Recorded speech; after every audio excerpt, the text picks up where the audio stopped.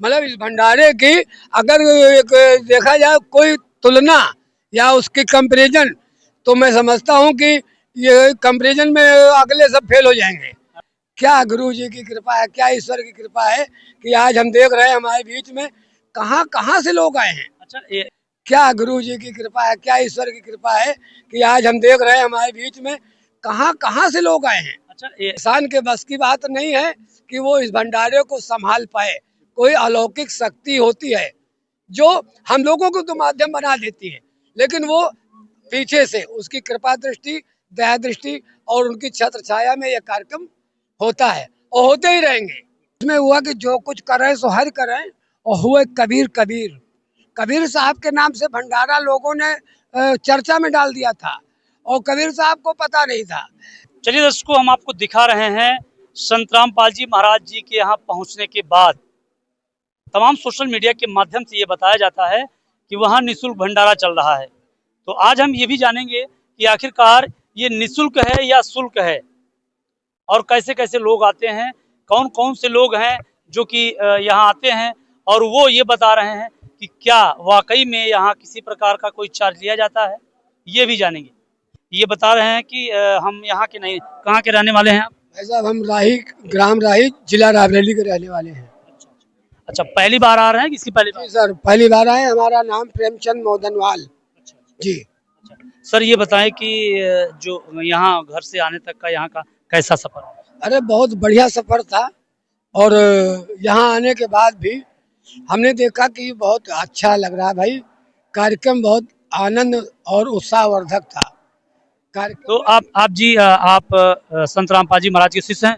नहीं, अभी तक तो मैं पहली बार आया हूँ ना भाई।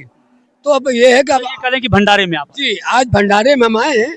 अभी अलग बात है कि गुरु जी की कृपा होगी तो अगर वो चाहेंगे तो हम उनके शिष्य भी बन जाएंगे। मैं ये नहीं कहता कि आप शिष्य बनो, मैं ये नहीं कहता, लेकिन हमारा कहना ये है कि आप पहली बार आए हैं। जी जी सर। कैसा लग रहा है यहाँ के? बिल्कुल वंडरफुल, अच्छा लग रहा है। ब्यूटीफुल। अच्छा, तमाम लोग ये भी कहते हैं कि वहाँ पैसा लिया जाता है, तो आपसे भी कुछ पैसा लिया गया? कौन कहता है? ये तमाम लोग, तमाम दर्शक ये भी कह रहे थे कि पैसा लिया जाता है, इतना बड़ा भंडारा, और ये देसी घी का भंडारा, ये तो कोई खिला ही नहीं सकता। एक तो एक तिरही बरवई और शादी में तो लोगों का खाना कम हो जाता है, किसी की बेइज्जती हो जाती है, या उनके यहाँ कोई सामग्री की कमी हो जाती है, तो यहाँ कैसे बिना पैसे का पूरे विश्व को आमंत्रित कर दिया जाता है? ये हमारे दर्शकों का सवाल है। हम आपको बताएं, आपको एक बार इसके पहले भी यही हुआ था। में हुआ कि जो कुछ तो करें सो हर करें, और हुए कबीर कबीर। कबीर साहब के नाम से भंडारा लोगों ने चर्चा में डाल दिया था और कबीर साहब को पता नहीं था। लेकिन जब वो दिन आ गया भंडारे का और लोग आते गए और बढ़िया पूरी हलवा छानते जा रहे हैं और बोलते कबीर साहब की जय हो, वाह कबीर साहब। और वो बेचारे पेड़ पर चढ़े हुए थे डर के मारे कि यार बेइज्जती न हो जाए। लेकिन जब वो उतरे नीचे आकर के देखा कि क्या देखे तो क्या बात है, तो वहां देखा तो यार कम से कम 10-15 बड़े बड़े भगोना, 10-5 कढ़ाई, पूड़ी, सब्जी, कचौड़ी और जलेबी, लड्डू, हलवा, सभी कुछ चल रहा है। तो उसके बाद वो इतना मगन हो गए, इतना मगन हुए कि वो वहां नाचने लगे। और जब नाचने लगे तो उनसे मुंह से यही निकला कि जो कुछ करे सो हरि करे, और हुए कबीर कबीर। तो आज ये भंडारा जो है कहीं ना कहीं उन्हीं महापुरुष के ये आशीर्वाद से ये हो रहा है, और ये सही है। इंसान के बस की बात नहीं है कि वो इस भंडारे को संभाल पाए। कोई अलौकिक शक्ति होती है जो हम लोगों को तो माध्यम बना देती है, लेकिन वो पीछे से उसकी कृपा दृष्टि, दया दृष्टि और उनकी छत्र छाया में यह कार्यक्रम होता है और होते ही रहेंगे। तो इसमें मजा आ गया भाई।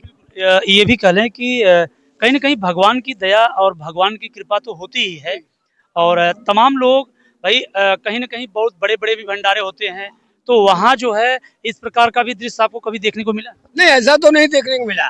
ये बात अलग है, भंडारे बहुत होते हैं, हुए भी हैं। अब ये बात अलग भी है भाई, उनमें मैं शायद ना गया हूँ कभी, या गया भी हूँ तो सूक्ष्म प्रकार का रहा होगा भंडारा।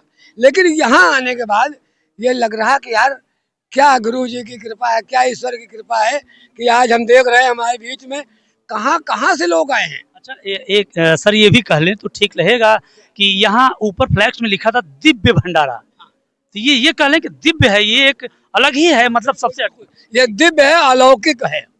हाँ, मतलब इस भंडारे की अगर एक देखा जाए कोई तुलना या उसकी कंपैरिजन, तो मैं समझता हूँ कि ये कंपैरिजन में अगले सब फेल हो जाएंगे। अच्छा सर। भंडारा है जी। अच्छा सर, ये जैसे आप जब बस स्टैंड या रेलवे स्टेशन से आए हैं तो आपका कितना किराया लगा? और भाई साहब बस से आए हैं, अपने हम लोग खुद बस लेकर के आए हैं। अच्छा, बस आई है? जी हाँ, 12 बस आई, 12-14 बस।